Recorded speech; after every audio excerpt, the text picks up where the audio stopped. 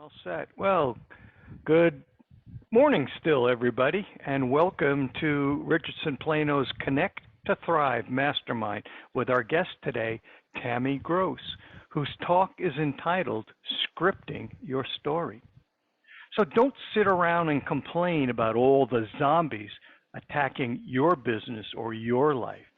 One of the biggest challenges in times like this is getting distracted from your vision and forgetting the zombies you have defeated throughout your journey to this point. In today's mastermind, you will learn the key techniques to communicating your story and inspiring those you hope to serve. Our guest, Tammy Gross, has been editing screenplays, which I just found out what a screenplay is, for writers of all skill levels since 2008. With Tammy's help, A-lister Shia LaBeouf, I hope I pronounced that right, autobiographical Shia LaBeouf. Shia LaBeouf. Shia LaBeouf. Okay, thank you everybody for the help on that. Our autobiographical script was transformed into the compelling story that is now the award-winning film Honeyboy. After her own screenplay-turned-novel became a bestseller and was slated for mid-2022 film production by an A-list TV producer, she began working with authors to turn their novels and life stories into professional screenplays. With that behind us, please join with me and welcome our guest today, Tammy Gross. All right. That was awesome. And I just realized something very interesting about that intro. Thank you so much for that, Randy. Is that David and I started talking back in May. And so that's probably when that bio kind of came together. Mm-hmm. And the book that I was talking about that is slated for mid 2022 production is right here. I have to put it in front of my nose for it to be seen. And I don't know how much of this is supposed to be seen. Is some of this supposed to also go out as audio? I should ask you that before I get too visual. Both. Both. Okay. So I'm going to try to cover both at all times. But anyhow, so yeah, you put it over here and it disappears, right? So Evangelina is the name of it. And it is now not in production right now. And this is one of the interesting things about screenwriting and about filmmaking is that you never know what's really going to happen. Everything is kind of like, is it going to happen or not until it's actually a movie, it's in the can and it's out in theaters or it's out on Netflix or Amazon or the networks or wherever. It's like it's all up in the air. There are movies that have been completely 100% greenlit, made, post-production, it's ready to go, it's in the can, and it's sitting on a shelf somewhere that it just never got distributed, or it started to get some distribution and something fell apart, or after 9/11, there were a lot of movies. I think Armageddon might have been one of the first movies that they put out where it's like, okay, it's safe to put out a movie now that's like got death and destruction for the world. But it took a while before, and there were certain movies that were completely ready. They were about to go into theaters. They had already been pushed into in the theaters, and they had to wait a couple of years before they could come out. And that's just the way it works. And so in my case, I've got a producer, and I won't go too much into the details because it's his story to tell, but this producer, he was a producer on Bones for the entire series, and also Queen of the South for most of that series. I think he came in on the second season, and then he was the producer on that. And he's got tons of other projects. He is recently married in the last year or so since I've met him. Basically, he got married shortly after I met him, and his stepson was tragically killed in a hit and run. And because he's the producer, he's the person who's very excited about this story and wanting to bring it to the screen. He wants to direct it. It's going by the timeline of what he can do. And so I told him, you take the time you want. We extended the option so that, he has until Christmas, and then we might renew the option if things can't get going, because it was a devastation for him. I mean, his new bride's son, plus he had already felt like it was his own son. So those are the kind of things that happen. Real humans and real human situations are behind filmmaking. And I know that not everybody here is aspiring to have their film made, but I'm also kind of here to convince you that your story really matters. And we all all of us have a story burning inside of us, right? But only like less than 1% of us will even try to publish it. And so my job, as I see it these days, is to help convince the people whose stories really do matter, which is everybody, but the people who are also making a difference in the world, people who I call mountain movers. You're moving mountains for other people. I just had an introduction to some of the panelists that are here and the attendees, and there are people here that are moving mountains for other people. That they have a purpose in life, and that's what they're doing. And so my my mission, I guess you could say, is to to to give you permission, I suppose. If some people need that, especially women, we seem to need permission for certain things, and it's just built into our psyche. And we can have all the arguments you want about the differences between men and women, but men too. It's like, it's like I have this big audacious idea, or I know that my story could really help somebody else if I told it, but I mean, who am I?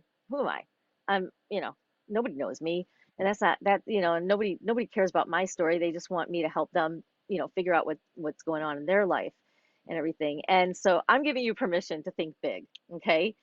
And I'm even going to give you an acronym so that you can acronym. I'm a wordsmith, really. And that acronym is BIG. It's BIG.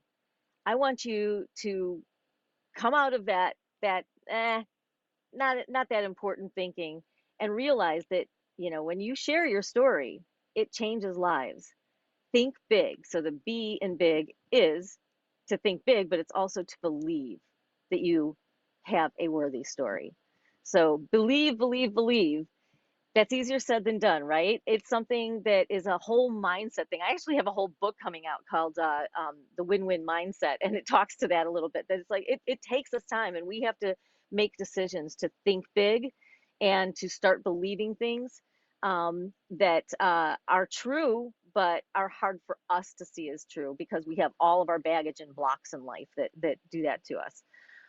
So that is that's probably the biggest thing is start envisioning, believe it, like just see it.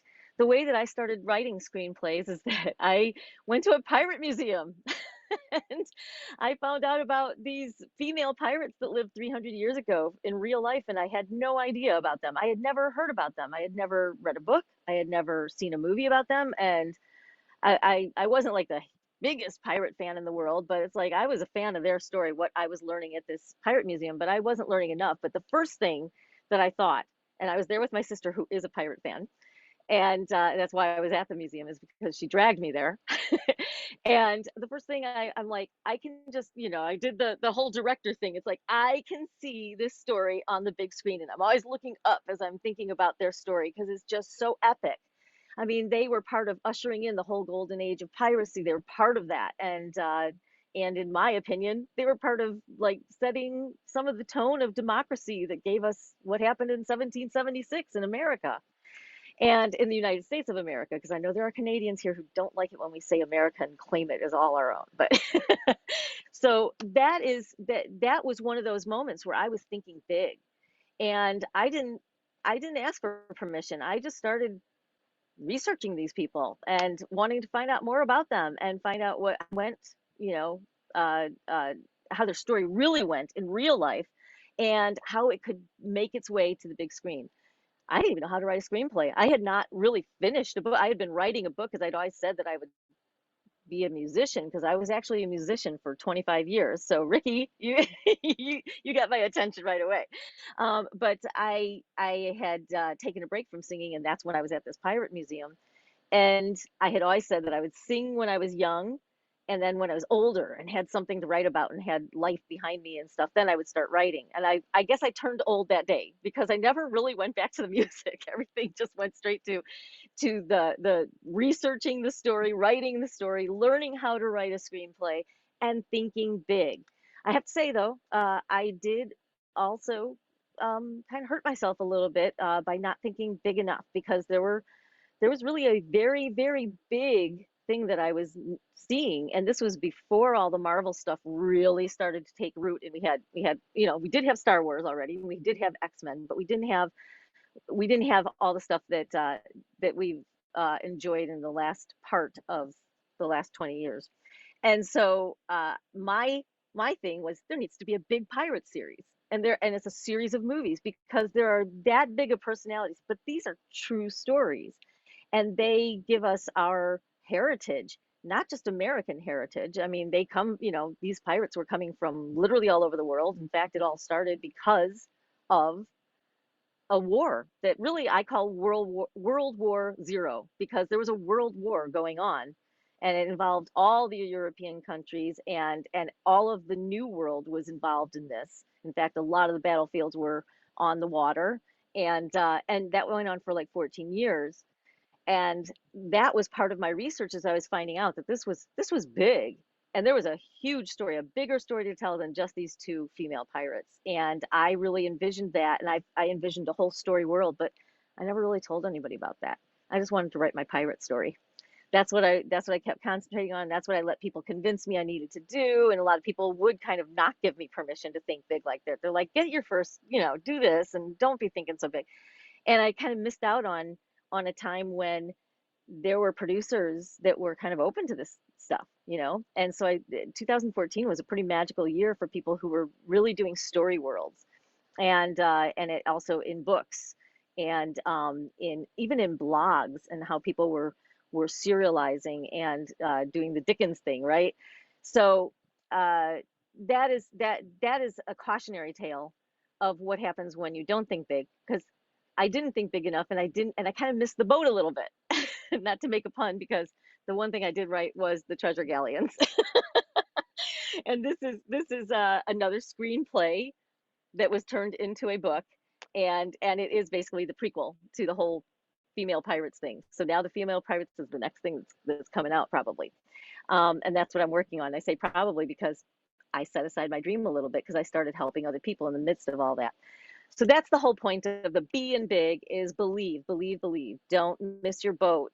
You know, there'll always be another boat. You can build your own boat. That's the cool thing with the internet, right? That we can dream big and we can do big things because we have so much more access to how things are put out into the world nowadays. And then the I is just implement, do it, actually start doing it. And I'm going to give you some tools on that. We have some time. If I go too long, then obviously we will make sure that you have a way that you can, learn everything that you need to learn about it. But I think I'm going to give you a lot today. And implement is just, it's so simple to say it.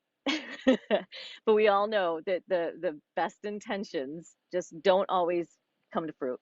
So that's a hard one. And one of the ways you can look at it is you can start small, but maybe don't lose that big vision as you're thinking small, because you have to start small. So you think of Lori Grainer, I think, is that her name, Granger? I can't remember how her name is pronounced, but from the Shark Tank. And all the sharks have great advice for us all the time, it seems like. But she breaks it down in total simplicity, which is something I love. I love simplicity. And she says, you've got to first crawl, then you walk, and then you learn to run. She says that all the time. Like, we don't know that, but hearing that, it's like it's something for us to remember, that you don't have to feel like you have to conquer the world in your first outing of telling your story, of wanting to tell your story, of where to tell your story, of how to tell your story. Start small and just start telling your story. Make it part of your bio whenever you're on a podcast or whenever you're talking to clients or prospects. Do a little video that you give a little bit of your story, and I'm going to help you with how to do that in a little bit. And then after you've done the little bits, then you can start moving forward. You can start turning it into something a little bigger. You can turn it into an article. You can turn it into a blog. You can turn it into a short story. You can make it an ebook, telling the story of your life, especially if you are doing something in the world where it helps people to know about what you're doing. And this will make them understand who you are, and it'll be more of a connection for them.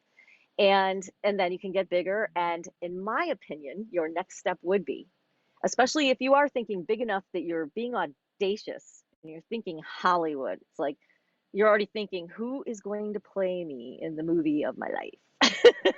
Start thinking about who is going to play me in the story of my life. And, it doesn't even have to be a live person when you're first thinking of it. I've heard people say Cary Grant many times, or Marilyn Monroe. I have a few women who have said that.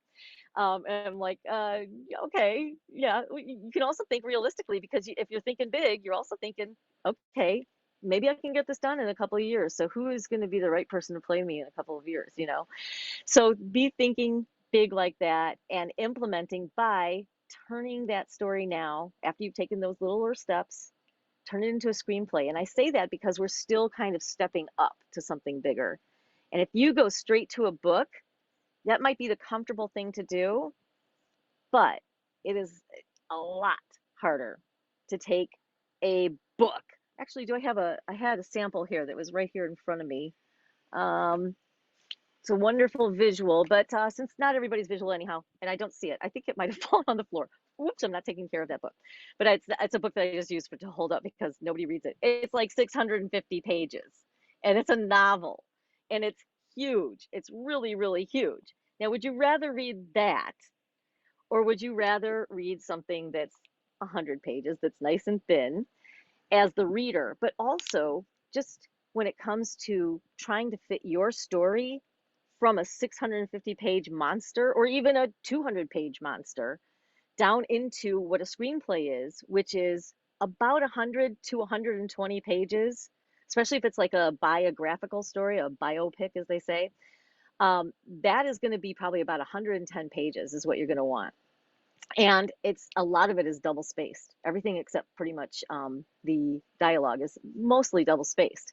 So it's under 20,000 words. It's usually in the 17 to 18,000 word count and everything. It's a lot easier to go from that 17 or 18,000 words and then expand it. And as you're writing a screenplay, if you ever decide you do want to do this route, then the next thing you would want to do is write the book. And as you're going along and writing the screenplay, you're going to learn. You got to keep cutting things out. You have a format that you have to get things in. You cannot have a 300-page screenplay. Oh, there's Dances with Wolves, but let's not talk about things that are such exceptions, right? We're talking about what the normal consumer internationally is used to, is like in the 90-minute range, 90 minutes to 120, and it's a page a minute. So you really don't want more than 120 pages. And you're aiming for even less than that as you're writing. So as you write, you're cutting things out. It's like, oh my gosh, this was such an important thing, but you realize it doesn't really serve the story that you're telling. And so then the next step is, after you've got that, not only can you turn it into a book, but all that stuff that you cut out, hopefully you've been saving it. The process is simple. Just save everything you do, and every time you cut something out, you still have that, and then save a new copy for the current version. And you will be so happy you did. That's exactly what I did with the Evangelina. Like, the movie that gets made out of this is going to end up being a little simpler than the book. Not a lot, but there are a few extra, surprise things that a reader gets that the viewing audience is not going to get, and vice versa. There might be some things that are thrown in there. Who knows? During the movie making magic, things happen and things change and everything. No story is ever complete until it's actually out there. And same thing with the book. Until it's out there, your story is still being written, right? And of course, none of us are dead. We're all writing to wherever we are right now, and there always is the possibility of a sequel in the future. And that's the beauty of the internet, especially, is that a book is never, ever, ever fully finished at all, because you can just keep rewriting it, and you can do new additions and everything. Okay, so all of that is to say that now you can get to that book, but that book is really important because it'll also help you to sell that screenplay that you already have, that a producer would love you for, because you can say, not only have I got the screenplay written, and there's other things that you can do along the way to make it really, attractive. You can win some awards. There's lots of ways to win awards for a screenplay, more than even for books. You can win awards for the book version. And the big thing is you can turn it into a bestseller. You can make sure that you keep selling it so that you're not only making money, but that you're building a fan base. But that brings us to the G in big.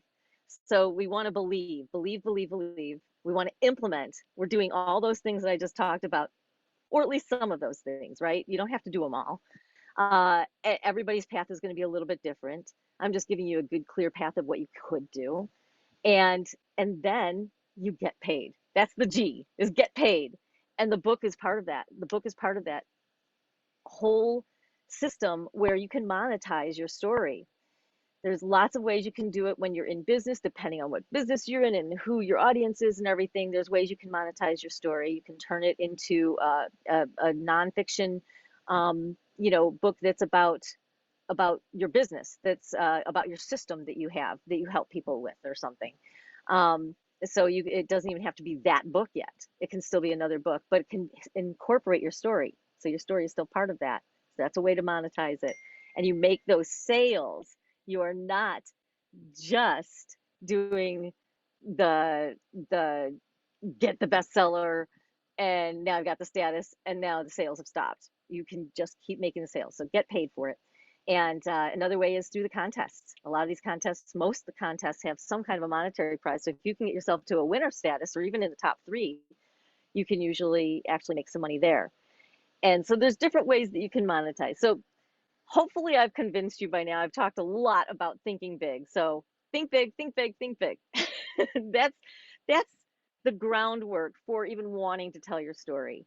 And now is where a lot of people, and you can jump in anytime if you have any questions for me, David, or anybody else. But what I'd like to do now, if it's okay, David, is I'd love to share my screen and kind of show some of the simplicity to storytelling and story structure of how you can do it. And I'll also say it in a way that you can also envision it as well. In fact, Okay. I'm going to give it away right away. Yeah, I'm going to let you share. You can share. You'll be able to share your screen. One of the things Okay.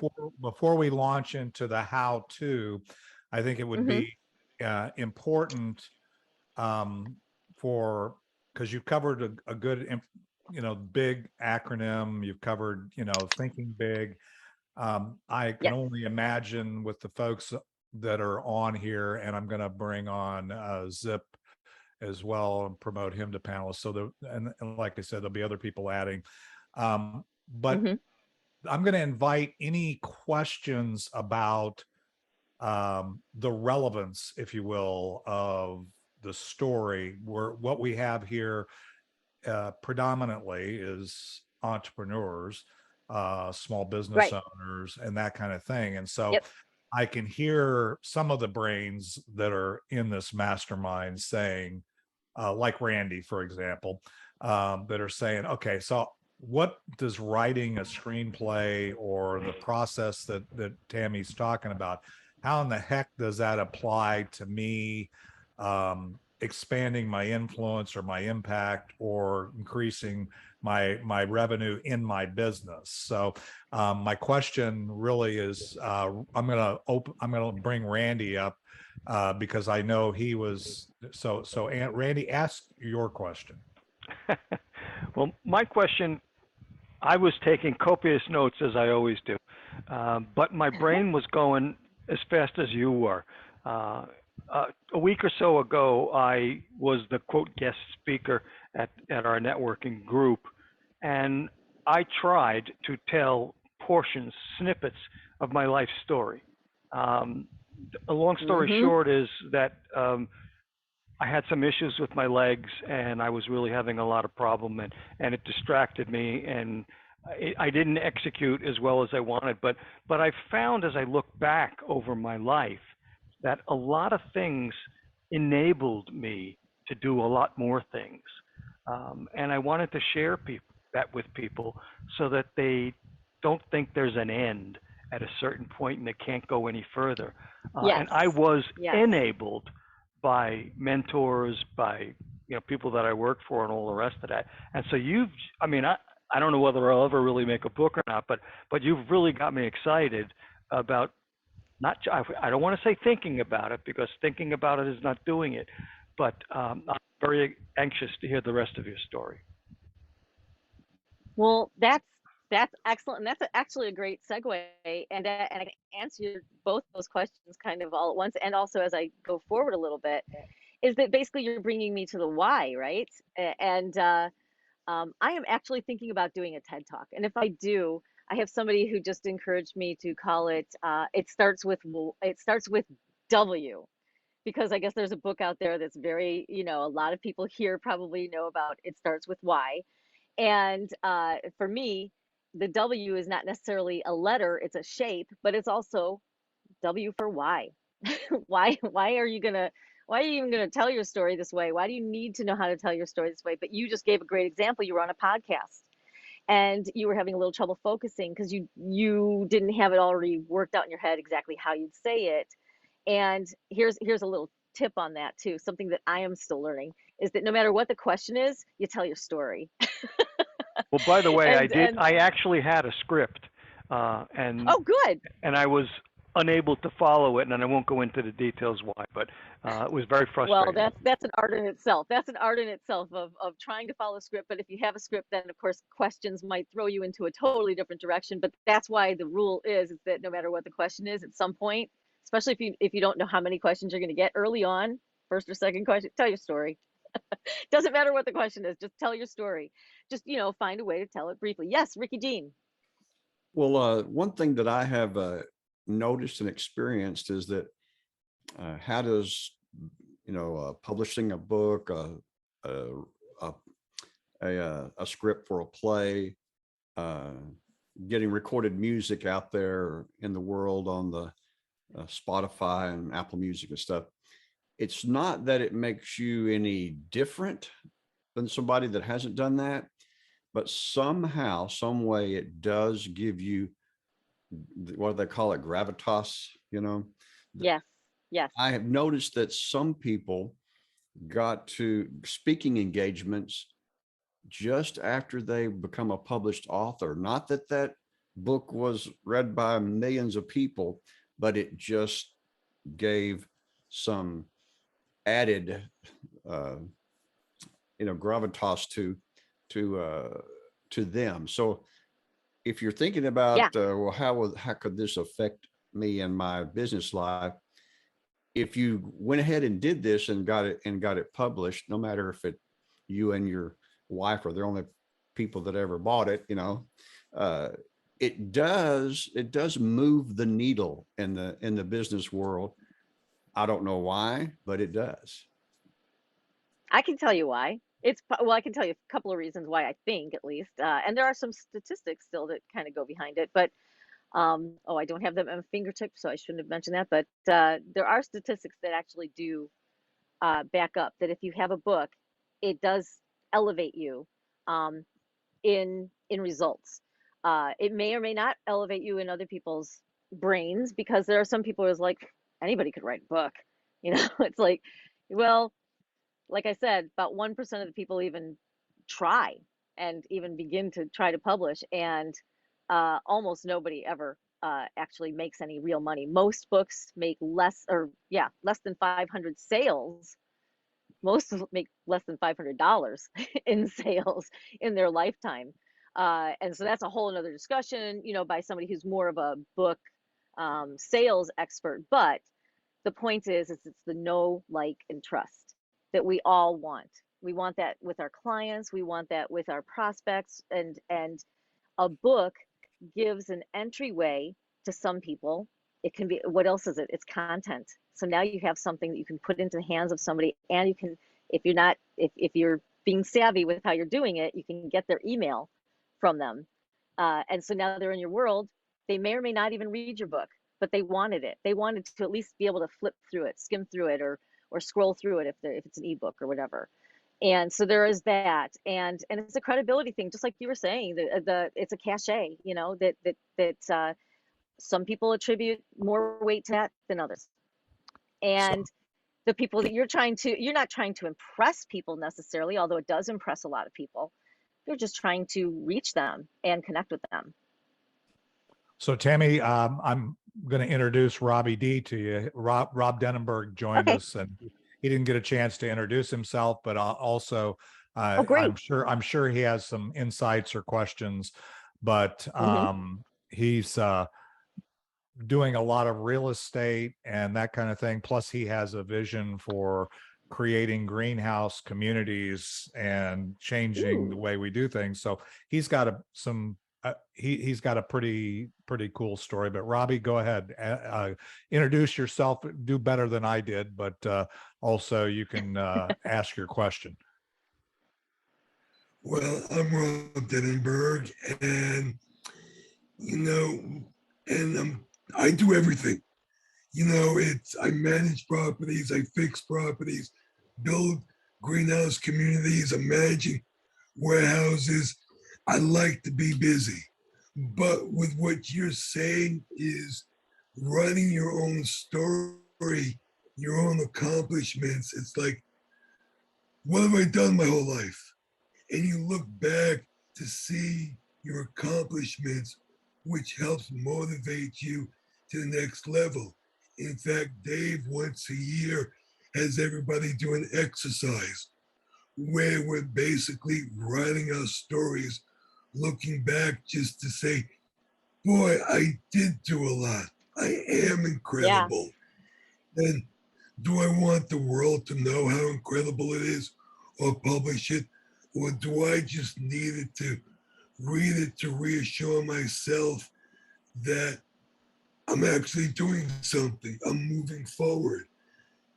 Right. We all got stories, but we need to reassure ourselves that we're being the best we can by writing a story.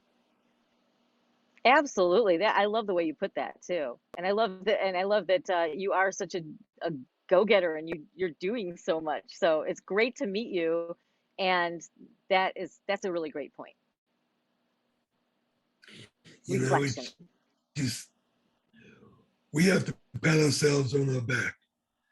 That's exactly right. And by writing your story, you're doing that. And if your story can help other people, because I know Randy's gone through adversity, but yet it's not stopping him. I've been through adversity, and it's not going to stop me. I think we've all been through some kind of adversity, and people that just roll over need to read the stories of how we overcome adversity and to be better people. Yeah, that's absolutely. All right. I love that. Don, let's see. Did we have anybody? Okay, so I'm going to Tammy, if you want to share your screen, and we'll get into that. I just thought it was a good juncture there to kind of absolutely weigh in and try to process your big acronym. And I think that while you're getting ready to share your screen, I think the key here is that, and she said it, is that we all have a story. And Robbie D just said that in his way, and Randy, said that. And that's part of the whole thing is when I do the Warrior versus Zombie podcast, the second segment is telling your story, and the constant feedback from the people who listen to it is the most inspiring part of the podcast.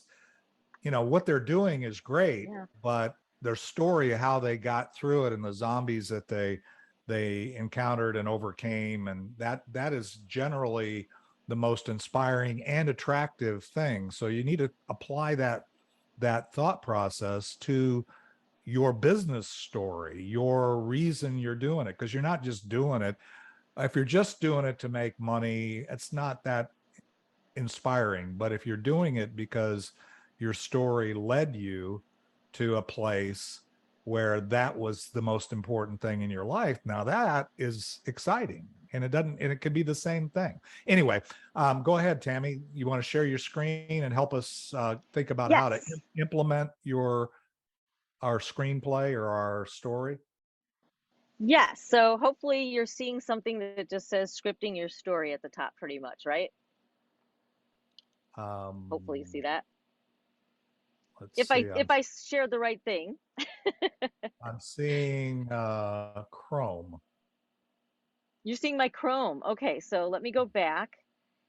I'm definitely choosing the right thing, but there might be some kind of a, boy, Zoom has changed a couple things. Let me try sharing my screen again. I did unplug my phone at one point, so it might have to do with that. And it's plugged in. I'm going to try it one more time. Oh, it's like it wants to. Oh, is it showing? There we go. Now you're seeing it, right? You're seeing scripting your story. Right. Got it. Okay. Okay. So, interestingly, I actually wanted to look up what his name is, which is it starts with Y. Cynic. Yeah. Okay. There you go. And so, you know, there's two whys, right? There's the why do I want to tell my story? And in my opinion, it's because you want to tell your why story. You want to tell why you do what you do, why you show up in the world the way that you show up. And that is kind of the magic, I guess you could say, behind the whole idea of telling your story, is that you're connecting with people and all the things that we've already talked about, right? So let me get my pen going here. Oh, I just put my pen down. I do that. I have one of those iPads and I have the pen, and then I put the pen somewhere while I'm talking, and I have no idea where I ended up with it. There it is. Got it. Got my silly little pen here. So basically, if you just picture a W, like I said, my talk would be, it starts with W. And picture a W, but not necessarily like the letter W. We're talking about kind of a roller coaster W. So what I'm talking about is, I'll just start it like this, is it kind of goes up and down. I'm not the best drawer in the world. I used to have actually some artistic ability, kind of gone these days.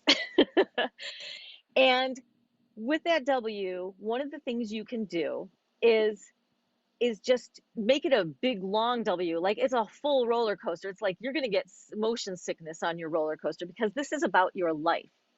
And eventually you want to get it down to this W that looks like what we know as the letter W. But your actual, like when you're first trying to do things to, here, I'm trying to get it to scroll up. It's giving me all sorts of little problems. I don't know why. There we go. Okay, that was very weird. So one of the things that you want to do is just kind of get all of the highs and the lows of your life. So this is a great way to figure out what is your story going to be, but you're going to, I don't know why it's not responding. Okay, so you're going to want, it's probably just because it's connected to Zoom. You're going to want your story to turn out like a W. That is the story structure. That is the shape of story, is that W.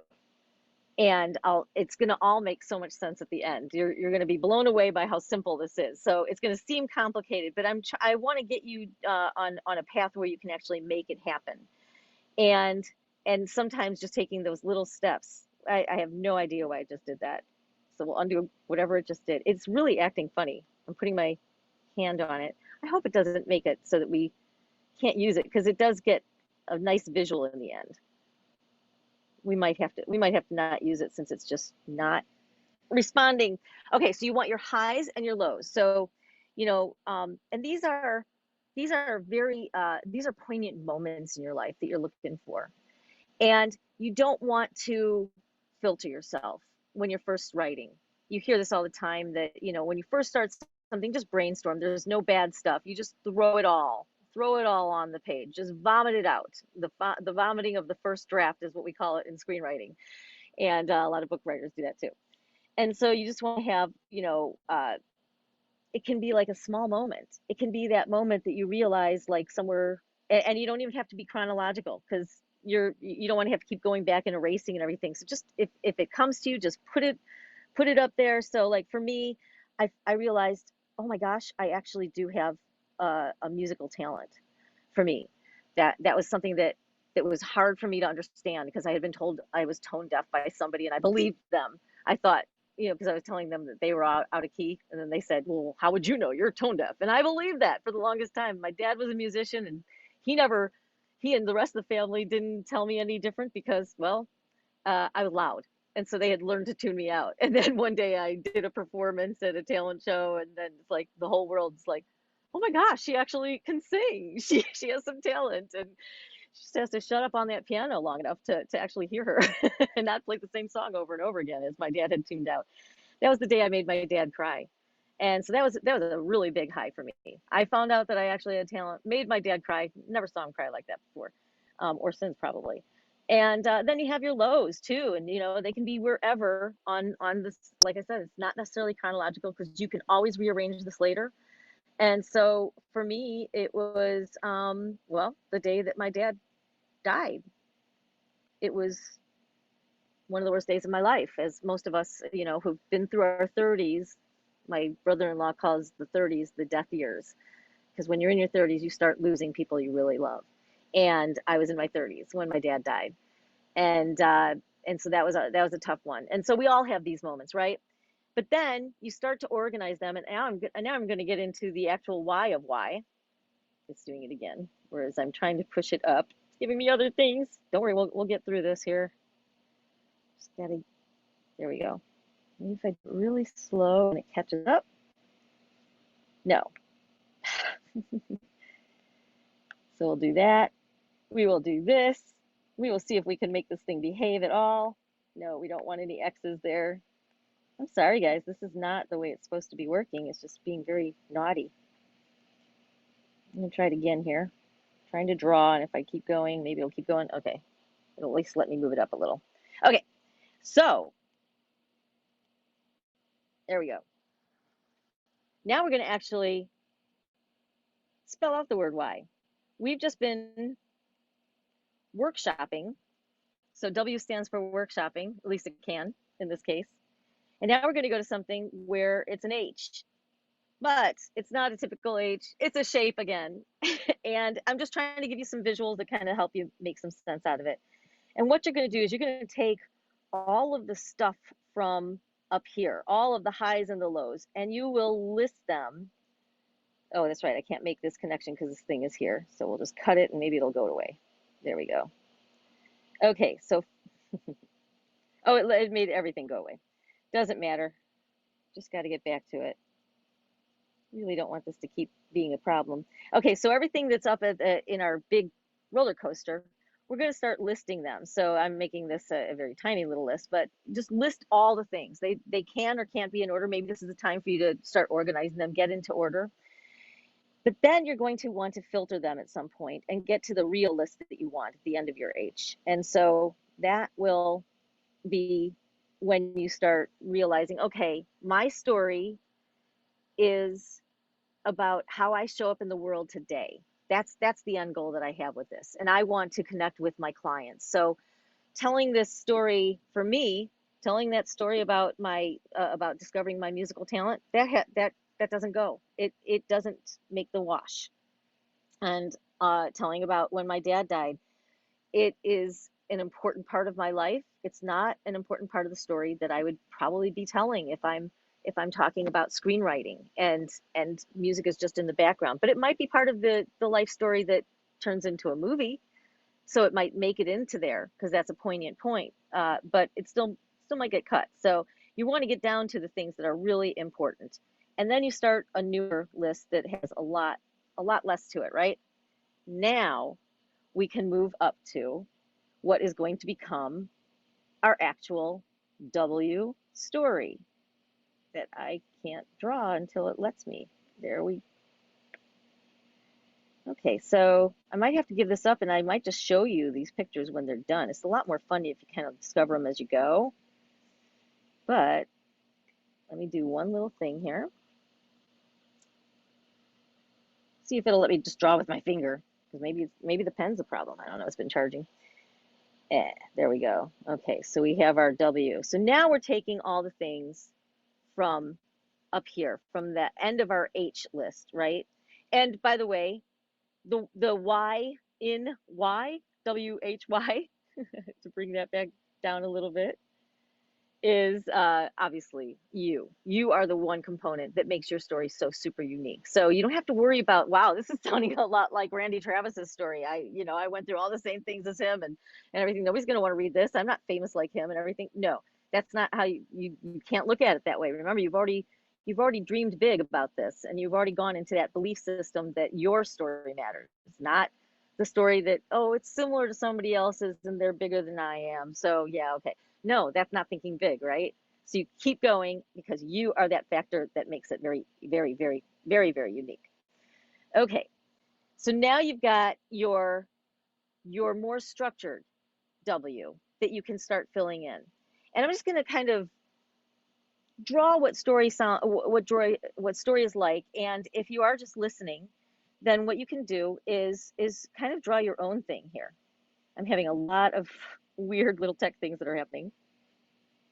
So I will try to make them go away. All these little things. Okay.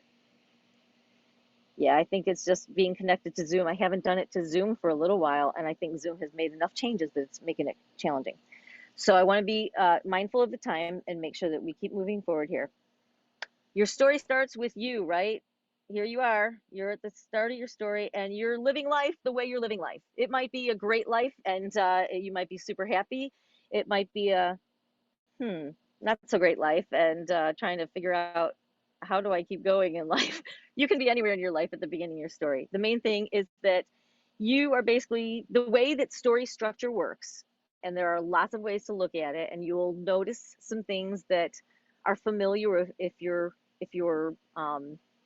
well versed in things like Save the Cat, or of course the hero's journey. You'll see some things that are similar, but I'm kind of showing you what a screenplay will look like. That's what a book will look like as well.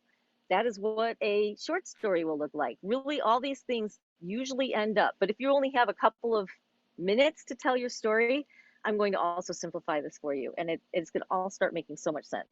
But basically, most of our stories start with some kind of an easy walk, and then we have some kind of an encounter. A lot of people call this the inciting incident. Something happens that makes us have to look at things a little differently. But we still continue to try to do our easy walk until something just makes it so that we have to make a decision. We have to make an actual decision. And most turning points are something where we make a decision. It's not always something happening to us, but it can be something happening to us. With the producer of my movie, he had his son was killed. That happened to him, and he made what I think is the right decision, which is so that could have been like the inciting incident, but his decision was, got to put projects on hold. I have this thing with Apple that I'm doing that's really important, and we've got to finish it, but grief and my wife are more important right now. And so that was his decision. So that's the point of no return, basically, when you get to that point. And yeah, there are going to be little dots that show up because it's just misbehaving here, but just ignore them. Okay, so he makes that decision, or we make that decision, whatever it is in our life. And then we make all these attempts to solve what we realize is a big problem. You know, most stories start with a problem, right? And most of us are getting to something that you might notice. Don't be thinking dirty. So you might notice that this is more like a mountain. Don't think of any other shapes or anything.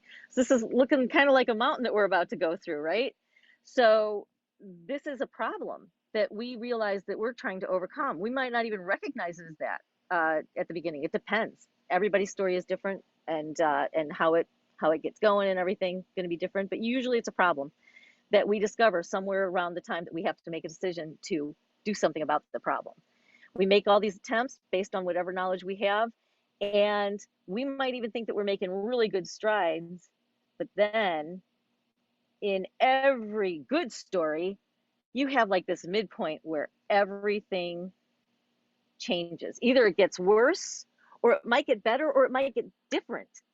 And you have to like navigate totally different than how you were. And you kind of have to apply some of the things that you've learned. This is kind of sounding hero's journey-ish probably. And you have to figure out new ways to figure out the solution to the problem, but you've still got that problem. You're still at that point of no return. And no matter what it is that's changed, you have to keep going through things. And at this point, most of us, and in a good story, have experienced quite a bit of failure. and we fail, and then we keep failing, and we fail, and we fail, and we fail, and we fail, and we fail, till we get to that point that we hear all the time. And I think this is more of a save the cat kind of thing, but all hope is lost, or as Save the Cat says, dark night of the soul. This is where it's like, okay, now the enemy is winning. Whatever this horrible thing is that I'm up against, this problem, it has defeated me. I'm done. I can't go on. And yet we still have a little something left in the tank. Or that word of wisdom, many of us can say that word of wisdom comes from somebody like Tony Robbins or Russell Brunson, or somebody who just like, it's like, I'm like, I was ready to give up on my business until I heard somebody speak. For me, it was Pete Vargas. He brought together during the pandemic 75 amazing people. People you've heard of, like pretty much all the sharks from Shark Tank appeared at some point, and they gave some kind of, not just motivational, that's the thing, is they were not motivational speakers, they were get it done speakers, like a lot of you. They were being entrepreneurial, and they were trying to help people navigate mentally through this pandemic crap that we were all going through in the world, as well as to how to keep moving forward strategically. And for me, it was a game changer. That's when my mindset, that's when it happened. It started happening for me. And I was at an all hope is lost moment there. I had a Google algorithm ruin my business. I had gotten so upset about that. It got me sick. I ended up in the hospital for 2 years. I was in and out of the hospital from 2018 all the way through 2020, and even up till 2021. And at the beginning of 2021 was the last time I was in the hospital. In February, like early February, was the last time I was in the hospital. So I was going through all that, and the pandemic obviously was not helping things. And hearing all these people that Pete Vargas brought together changed everything for me. A lot of us have that kind of thing. It's that wise old the sorcerer, or the wise person, or it just might be something that we figure out. We stumble upon some solution that it's like, oh my gosh, this is it. But we have that eureka moment, and then we start to start putting it into practice, right? And so we're going back up now. Now we're going up, and we know that to make this really work, and to get to a point where this is really going to, take hold, whatever the solution is that there's usually, in any good story, there's some kind of final battle. And then we get moving on with life, and we get to victory, and we're thriving now. We went from this poor sap over here to this victorious person over here. And here's where the real magic comes in for everybody here. If you are an entrepreneur, the next thing I'm going to tell you is going to, I hope, kind of change it for you, so you realize, okay, there's a lot of stuff here that you just drew out and everything. And I'm going to actually draw a little bit more, but first I want to take a question from Randy. I see your hand raised there, Randy. Okay, so I hope that this doesn't come across as self-serving or egotistical, but I really like what you go through with all of this. What if you've never had an all hope is lost moment? Is that important to the process? That's part of the storytelling thing, but you have something that would have been similar. You would have had, we all have a story somewhere. It may not be all hope that's lost. Yeah. But there's going to be that. And it doesn't have to be big. It doesn't have to be, this is not necessarily a cinematic moment. It can be that moment when, I just heard somebody tell a story about how they had to pay to go to the speaker's thing where they could sell their programs. And it was kind of high level stuff. And she, thought she was the bomb. So she was ready to really just slam it. And she gets there, and she had to pay like $5,000 each day to be there. And this was a few years ago when they were doing more of that kind of stuff before the pandemic.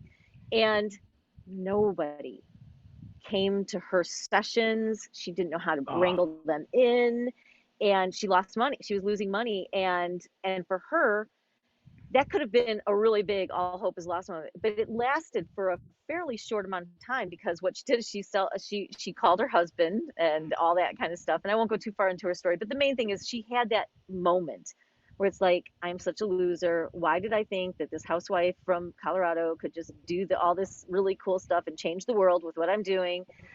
Because nobody cares. But then she had to rally herself. And I think her husband probably picked her up a little bit too. So he might have been that wise person whispering in her ear. And all she had to do, I mean, so it didn't last long at all, because all she had to do is go to the guy who was killing it in like a booth or however they were set up as some kind of expo, and go to him and say, why are you able to sell everything? You're selling $5,000 programs. I'm only trying to sell $1,500 programs. Why are you making all these sales? And he just like got blunt with her. And he said, well, for one thing, you're like too scared and timid, and you're too nice. You're way too nice. He gave her all these tips and everything. And then she started killing it and killing it and killing it. And she was matching every sale he made. She was making at least that many sales as well. So, you know, it didn't last long. So I know that you've had moments where you've had doubt. Doubt can be your doubt, dark yes. night of the soul. Yeah. Think of it as Okay. dark night of the soul. You know, I have it as that, but this is an inner thing too. So Thank this you. is something that is happening on the inside.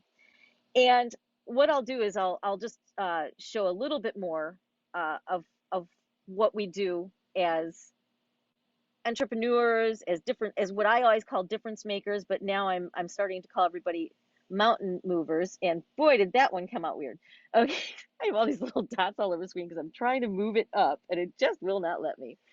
So the next thing is, let me get this little line going here, is that we're living in abundance. We've figured things out. And of course, we're trying to bring other people into our world so that we can help them. So what are we doing? We're going, supposed to be drawing.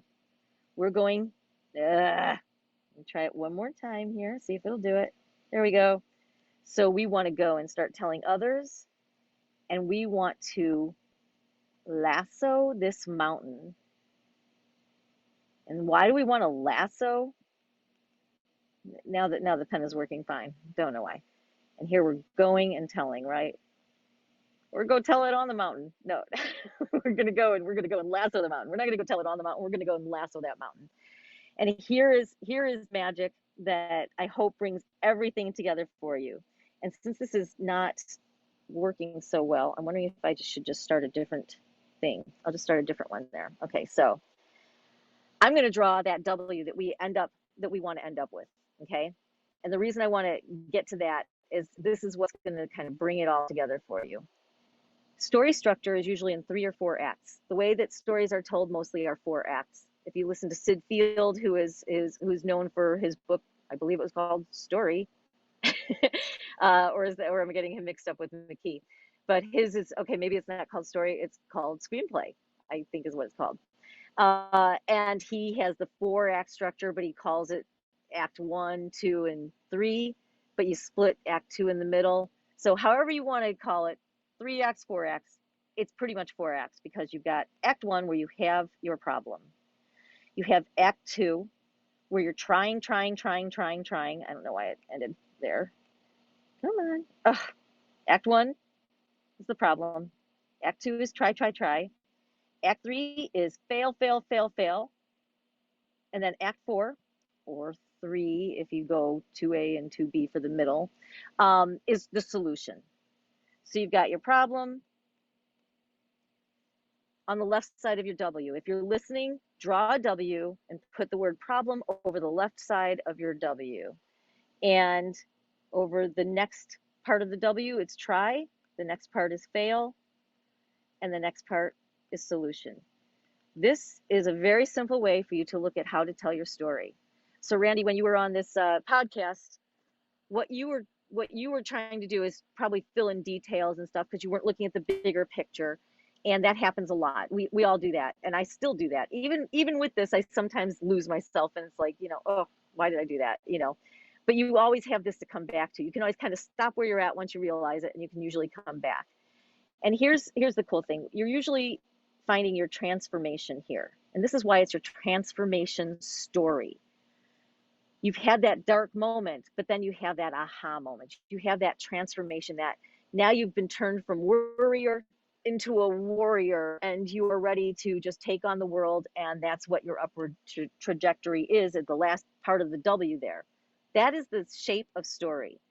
And here is the shape of what you do for the people that you help, no matter what it is you do. You could be somebody who, we've got a guy in the neighborhood who once a week he goes to the soup kitchen and he serves food for others. He himself looks pretty homeless. I know he lives somewhere in the back of the neighborhood. Some of the houses back there are kind of a little decrepit and everything. So I think that's where he actually comes from. But he goes and he helps other people. I don't know his story. He won't tell it. He's not telling it. He could change so many lives by telling his story. His story is movie worthy, in my opinion, no matter what it is, no matter how bad his past is. Because he's got a story. He's got a past, but he is making amends, or he's just doing it out of the goodness out of his heart or whatever. But what he is doing is he is moving mountains for people. So picture the center of your story as being a mountain, because that's what it is. This is your mountain that you had to move for yourself. You had to climb it yourself. You had to fall off of cliffs here and there and just have moments in caves and everything. I mean, there's so many metaphors you could do, right? So much imagery you could get off of that. But the main thing is like I said earlier, that you are now at a point where you can come back and you can lasso this mountain and just wipe it away. Maybe not wipe it away. Okay, so maybe that's not what you do. Maybe you don't solve problems in a way that makes the problem like not be a problem for somebody. Maybe you're somebody who guides them, maybe you're a mountain guide, maybe you're a Sherpa, and you come back and you have the gear. It turned into a circle. That was my fault. You have the gear now, and you've got the means to guide somebody. You've got the equipment, you've got the knowledge, you've got the know-how, you've got the experience. And your job is to be the mountain climber who reaches back and helps that other person who is like sitting there like, how am I possibly going to climb this mountain that's ahead of me? And you are going to take them over it and get them to the same point where now they can get to that point. And then they can start helping other people with whatever it is in their life. You're not necessarily training them to be you, you're training them to be the best them that they can. And that either means climbing the mountain or wiping it away for them. So that is a simple way to look at it. What I'll do is I have nicer drawings that I could always make available. I don't know if you have show notes or something like that, but either way, you've got this picture in your head of how it works. And just really, really quick, if you're still picturing the W, you've got Act 1 is the first line. That's the problem. You've got Act 2 is the second line in the W. You've got Act 3, and yes, everything's getting a little messy right now, is the third line in your W, and then Act 4 is the last one. And that is story structure. And if you can keep just 3 to 4 things, really you only need 3. You need to know the problem, the mountain, and the solution. And when you're telling your story, if you're on a podcast or something, you can bring that down to 1 sentence. You can put that into a small paragraph as part of your biography. You can expand it into a 45-minute talk. Whatever it needs to be, your solution is, you get to your offer, right? That's what most of us do. Is we start out, we just want to tell people a little something about ourselves, and that usually starts with a problem that we had to solve. And that's the simplicity of it. So I will stop sharing because it's a little ugly. But I'm hoping that gave you a visual that you can kind of keep for yourself. And remember that the W is really where your story is, and it's that mountain that you want to get rid of. And what can you do? I have somebody who turned it from, I always said victory. And depending on your story, it might be peace. That you're turning that W that had that mountain in the middle, and you're turning it into a peace sign. But either way, you're moving that mountain, or you're climbing over it and bringing them along with you so they aren't falling and hurting themselves.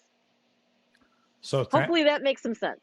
It makes sense, Tammy, and thank you for that. I appreciate the sharing that whole thought process. And I think that the thing that comes across to me is that it really is a journey that you take each. You remind yourself of the journey you've been on, and you called lassoing it, but we're then trying to, every entrepreneur in Richardson Plano Networkers, every person I've had a conversation with, that once they really get real, they will talk about, let's say if they're selling, you know, healthcare products, or they're whatever, they're talking about, hey, I was unhealthy, I got to this point, I came to the realization that something had to change, and I made these changes, and it changed my life, and let me help you Yep. go on that journey. And that's kind of the story. And whether it becomes a product of a book, or it becomes a product of a movie, or it becomes the end objective really is to have your audience, whoever that is, the person reading your book, the person listening to your Right. sales pitch, Whoever, right. whatever, right? It's actually Yeah. taking them, having them understand, because if they understand that you've been on the journey, it automatically gives you, whether how they're understanding it is through a book, a movie, a podcast, whatever it happens to be, you have credibility. You have, Ricky used the term gravitas or whatever, but the point is, now we know that you've been there, and Yeah. you use the term Sherpa, right? I've climbed this mountain before. Let me help you not fall off of it, because I've been here. So that's Yep. it's simple and powerful at the same time. So